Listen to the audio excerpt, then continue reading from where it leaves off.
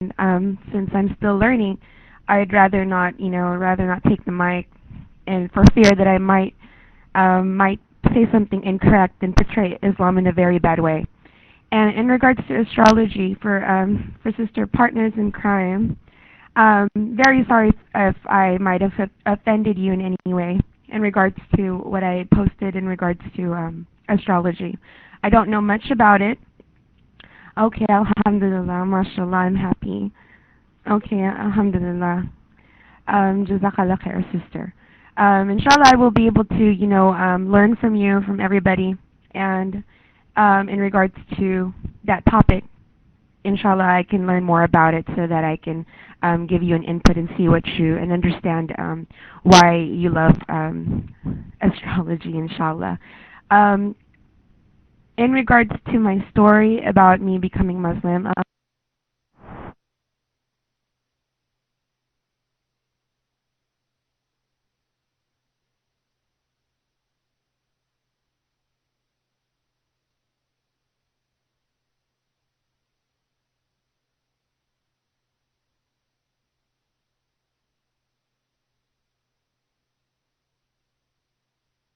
and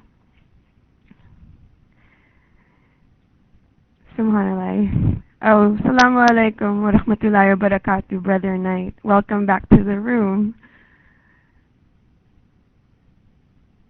Oh no, subhanallah, why oh no? Ya Allah, I know, subhanallah, I had to speak, subhanallah. And no, I'm not, inshallah, I hope I don't spontaneously combust, inshallah. I'm just kidding, I'm just kidding. No. Oh, subhanallah. Okay, let me finish on, go on with my story, inshallah. So I really, growing up as a Catholic, thank you. Jazakallah khair. Growing up as a Catholic, there was a lot of questions that I had that I feel were not answered. And even though my family went to church every Sunday, it seemed like, we were still doing this out of tradition because, I come from a, allahu alam, but as far as I know, all my relatives, all my ancestors were Catholic. So, I mean, that's sort of just what I grew up in. So I just followed whatever, they enrolled me into Catholic schools. Now, I'm from the United States. However, I grew up mostly in the Philippines, in Manila, Philippines.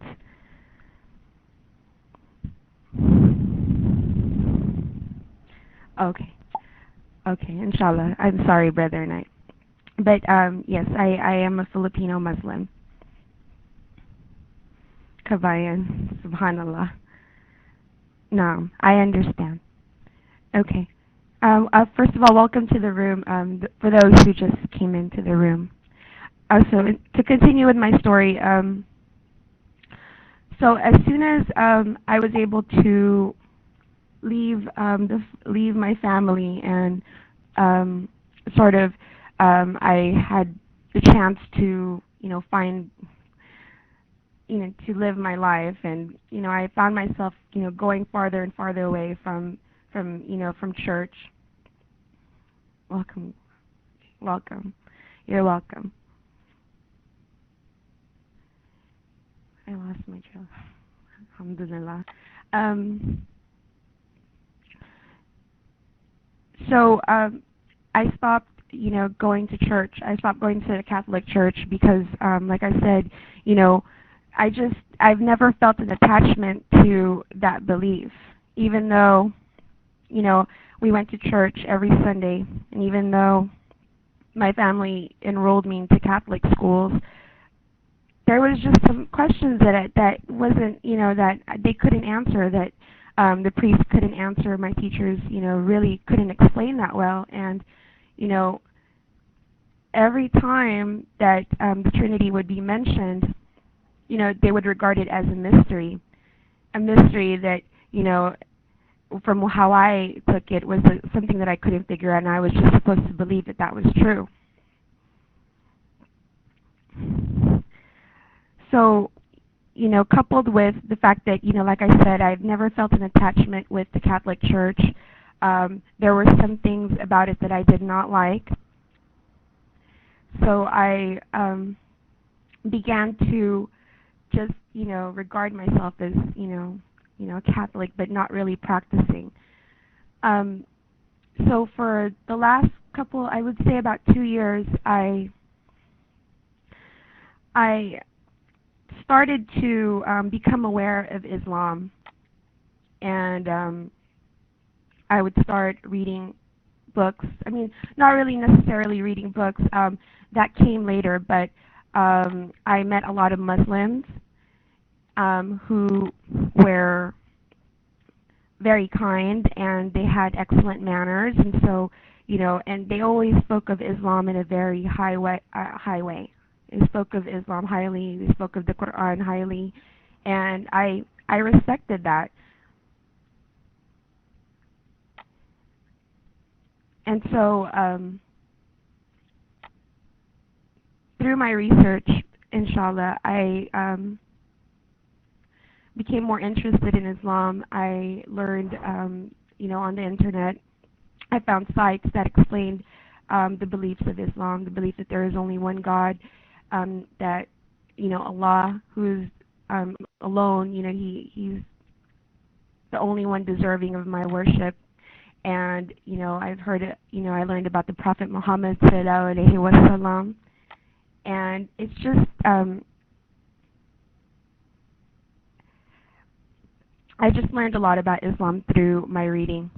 And one of the things that I really, I believe, really rooted my heart into Islam is the explanation of the purpose of my existence, because that was a big issue for me, because for a while there, I felt lost, and I didn't really, I lost my idea of my, the reason why I was still living. I didn't want to think that my life would just be about eating and drinking and, fulfilling desires and whatnot. And so, knowing and finding out that, Allah created me for only one purpose, and that is to worship Him. That made a lot of sense to me, because, I see a lot of people worshiping other things. They worship money, they worship people, they worship movie stars, astaghfirullah. I've noticed that. And if I was going to worship, if I was going to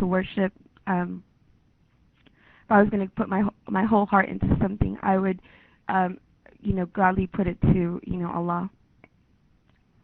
So, alhamdulillah, finally, through prayer, I was able to come across a Muslim who directed me to an Islamic center. And from then on, I said my Shahada, and I've been a practicing Muslim ever since. Subhanallah.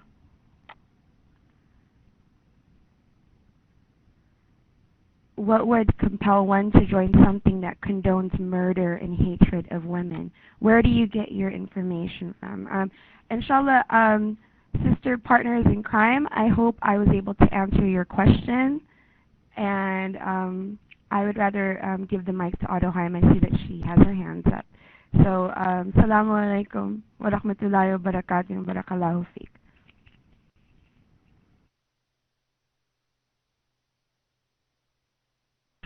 Assalamu alaikum wa rahmatullahi wa barakatuh. Okay, I'll take on these questions. Alright, first question. Don't blame me. Your question was, what would compel one to join something that condones murder and hatred of women? Okay, well, I need to educate you on something, which he left. Oh my goodness. The dude left. I came and confront him on it. Subhanallah. Okay, first off, I'm going to go ahead and answer his questions. his question anyway, because it was put in the room in case anybody else wants to know the answer to the question. Welcome back, SZE. You usually have some good questions anyway, so you can ask questions if you want to ask questions too. In Islam, the women are actually treated better than any other religion or sect or non-religion. They're actually held very high up. They are not required to work. When they do, the money they make while they're married goes just to their pocket. Okay, now I've also read in a hadith that the woman actually gets paid by her husband each month with money that she can either put back into the house, be like a savings account for the husband, or she could just keep it and spend it on whatever, which I thought was absolutely hilarious when I read that. The levels of the woman being treated better, I actually read it in a hadith. Oh, believe me, I was laughing. I was laughing so hard when I read that. It never ceases to amaze me the things that are put on there that women get over men. Let's see if I can. I'll try to remember which hadith I was reading now, because I've been reading out of two different hadiths.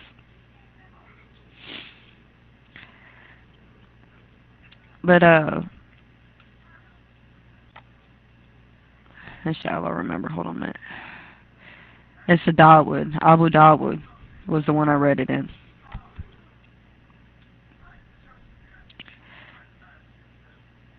Alright. It was in Abu Dawood. I read it out of the book, not out of my program, so it'll be harder for me to re-find it. I'm not near the book. But the levels of the woman being treated better than the man goes as far as the sisters do not have to go to the masjid for all 5 prayers. They can stay at home and do their prayers. That would be the littlest thing. It goes as far as that down to there's actually hadiths on how the man is supposed to treat the woman as far as in the bedroom stuff. Even there, the woman is treated higher than the man. Which, again, I thought that was downright hilarious to read. I couldn't believe some of the stuff I've read inside the hadiths. A hadith. Wa alaikum assalam.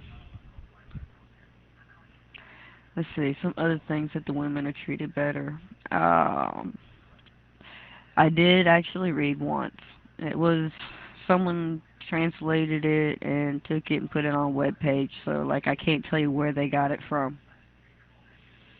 It's hilarious because I mean, you think about it. They always the details that are inside the hadiths as to what to do and how to take care of things is amazing. I just can't believe some of the stuff that it goes into details about.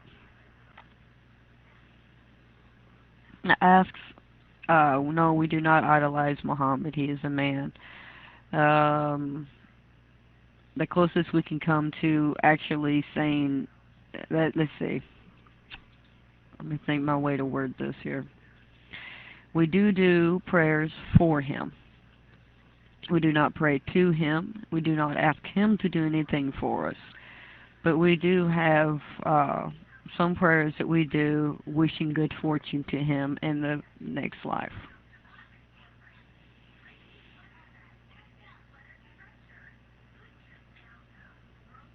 Hey, don't blame me. You came back.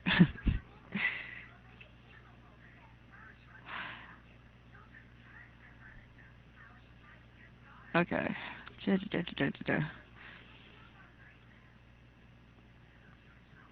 I'm looking to see what you want me to address here.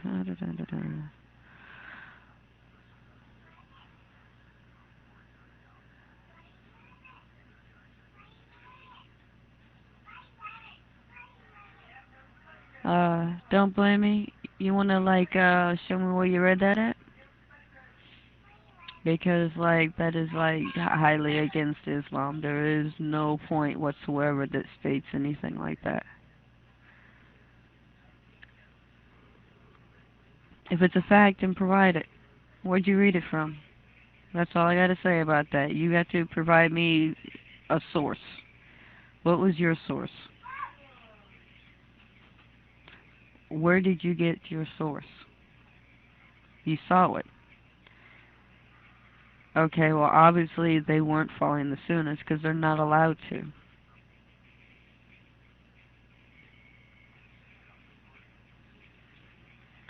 Just like murderers, that's highly against Islam too, unless the person is actually out to attack you. You are allowed to defend your home, but you're not allowed to kill just blatantly.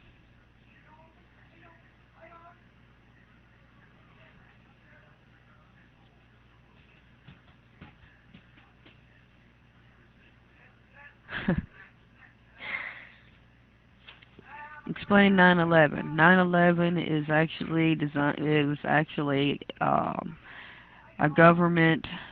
Two governments made a deal, and they didn't care who all got the just end of it. They just wanted the money for us going to war. Okay, don't blame me.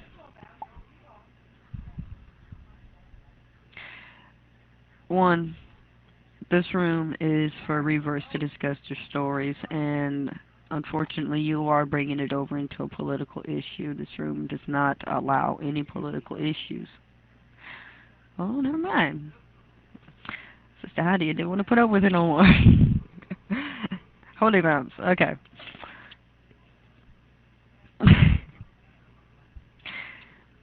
Alright.